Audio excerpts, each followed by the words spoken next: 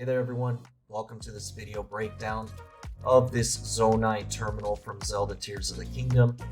Obviously this version is a little different from the original, but it's fairly close, and it consists of two parts as you can see here, and it is made up of multiple parts at start, and we eventually will end up with these two parts. Now this is the high poly, and we're going to just zoom in here to see kind of like the details and stuff that I've added through sculpting.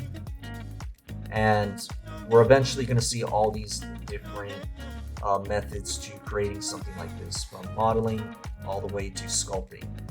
The low poly hasn't been created yet, that'll be for part 2, and that's going to also have the UV unwrapping and texturing and all that stuff. So this is going to be a time lapse as well. I am going to talk over it and just share the techniques and things that I'm using. And I'm doing this because it'll make the video much shorter. So without wasting any more time, let's just jump into the video and check out the breakdown.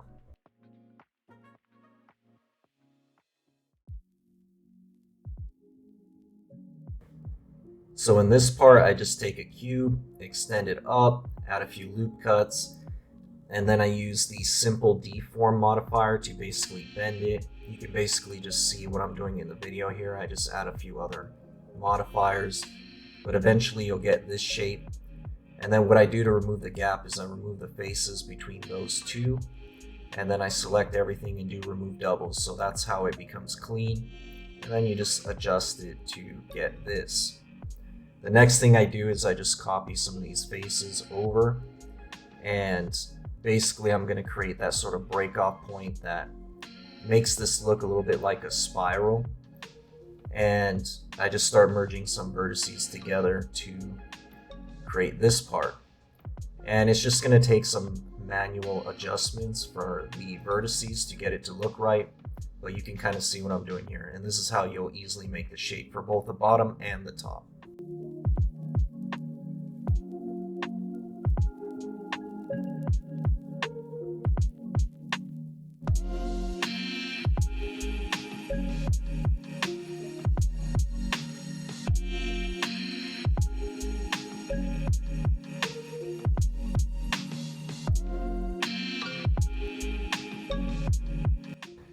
So for the dragon head part, it's a little more complicated, but you're going to be doing tracing. So I'm using an in-game screenshot that I took and just brought into Blender. I spawn in a plane, merge the vertices to one point, and basically you're just going to be tracing over the reference. Try to get a side view shot because it's going to be easier to follow as a reference. And then you're just going to use the Loop Tools bridge option to do that. And it's basically going to be the same thing. You're going to be using this technique for the rest of the face. The little scales, the little diamonds you can make from a cube and just modify it a little bit and then just align them there. But eventually you're going to want to have a bevel and subdivision surface on all of your parts so that they look more refined, and just for later to bring it in for sculpting. So using these techniques, you should be able to get something like this here. And everything is just separate parts, and then you can combine them all together later. So for this next part, I show you how to make these sort of spine parts. As you're seeing here, I model the shape out. What I do is I select the actual main circular shape, and I just duplicate some of the vertices from that top break off point of the spiral. And then I right click it and I convert it to a curve.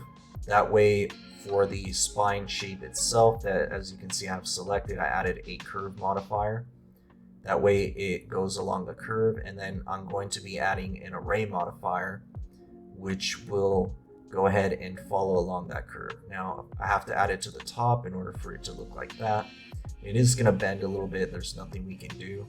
So we'll just go ahead and add a few to the array, and then later after I apply the curve, I just adjust it to be in the right place, and then just make some other little adjustments that I need to go ahead and make this look good. You're eventually going to do this for the round part and for this part here.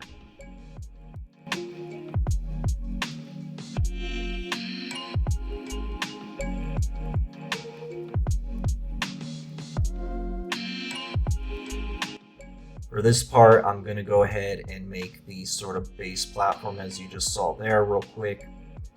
And it just takes a little while to make the shapes. You can do Control B to bevel, and if it's just a single point vertex, you can do Control Shift B, I believe, and that'll bevel that vertex point.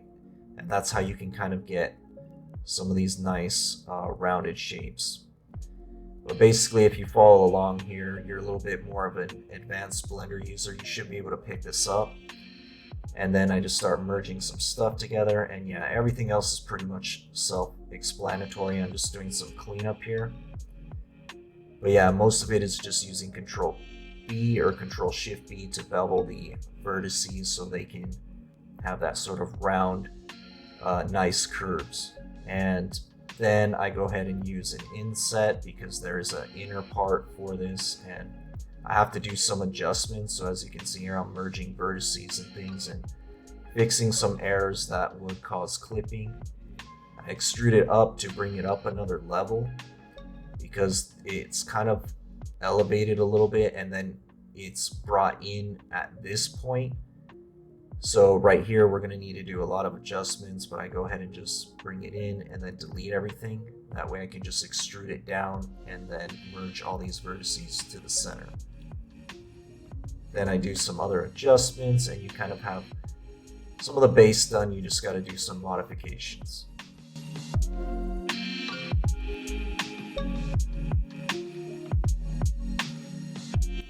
So for the rest of the video, it's just going to be me sculpting.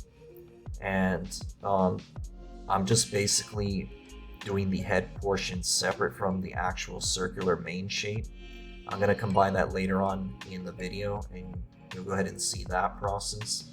But the rest is just going to be me sculpting. You can kind of see the brushes that I use. And I just use ZBrush because it's just a little better for sculpting. And it's just a lot more smooth and flexible compared to Blender. But if you do use Blender, I do use a orb flatten brush, and there's the orb brush pack that is paid, but it's definitely worth it. There's a lot of unique brushes there that you can use to help you get started with stylized stuff. And then in ZBrush, I just use Trim Dynamic a lot, H Polish, a little bit of Trim Smooth Border, and several other brushes. I do use custom brushes later to add texture and things to the model.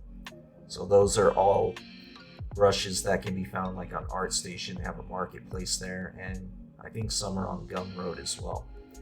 But yeah, the rest is just going to be me sculpting. So I hope you enjoy this process and just see how I go from sculpting to the final high poly result. But yeah, thank you so much, and stick to the end because I'm going to go ahead and give a closing and mention part 2.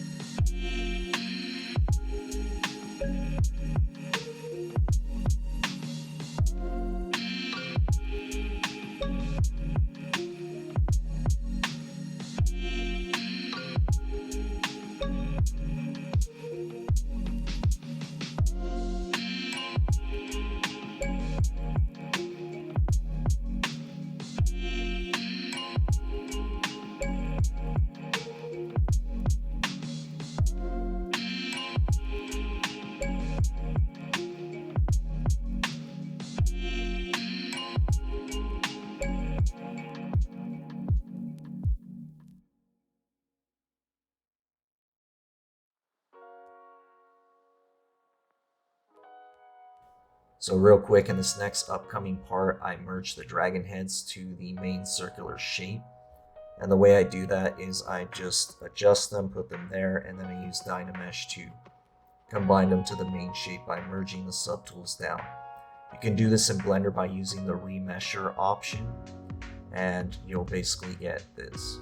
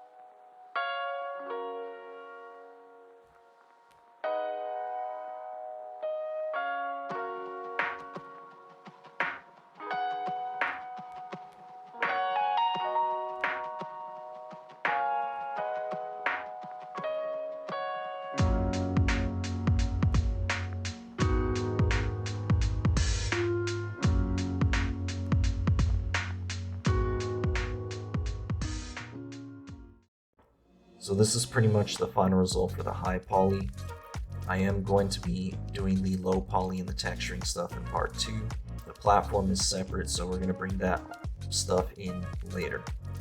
But I hope you like this quick breakdown. I know it wasn't super detailed, but I tried to make the video as quick as possible, so it's kind of hard to pack all those details in. But if you have any questions, just leave it in the comments below. Thank you so much for watching. If you're new, please consider subscribing, leaving a comment and a like.